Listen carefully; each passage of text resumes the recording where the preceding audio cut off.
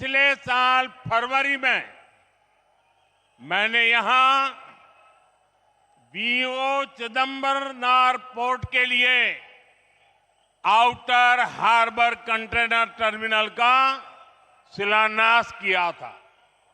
उस समय सैकड़ों करोड़ रुपए के प्रोजेक्ट का इनॉग्रेशन भी हुआ था। सितंबर में मैंने नए तूतुकुड़ी इंटरनेशनल कंटेनर टर्मिनल का लोकार्पण किया था।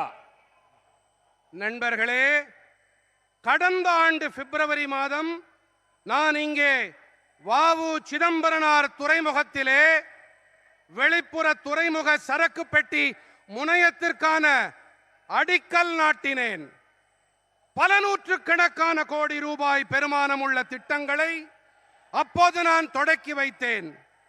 செப்டம்பரிலே புதிய தூத்துக்குடி சர்வதேச சரக்கு பெட்டி முனையத்தை குடிமக்களுக்கு நான் அர்ப்பணம் செய்தேன். आज एक बार फिर यहां 4800 करोड़ रुपीस के प्रोजेक्ट का लोकार्पण और शिलान्यास किया गया है। इनमें एयरपोर्ट, हाईवेज, पोर्ट्स और रेलवे के प्रोजेक्ट्स हैं और पावर सेक्टर से जुड़े अहम इनिशिएटिव भी है।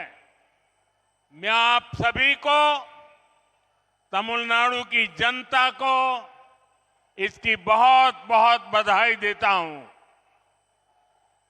இன்று 4800 கோடி ரூபாய் பெருமானம் உள்ள திட்டங்கள் மக்களுக்கு அர்ப்பணிக்கப்படவும் இருக்கின்றன, அடிக்கல் நாட்டப்படவும் இருக்கின்றன. இவற்றில் விமான நிலையங்கள், நெடுஞ்சாலைகள், துறைமுகங்கள் மற்றும் ரயில்வே துறையின் திட்டங்களோடு எரிசக்தி துறை சார்ந்த முக்கியமான முன்னெடுப்புகள் இருக்கின்றன. நான் உங்கள் அனைவருக்கும், தமிழ்நாட்டின் மக்களுக்கும் இதன் பொருட்டு வாழ்த்துக்களை தெரிவித்துக் கொள்கிறேன்.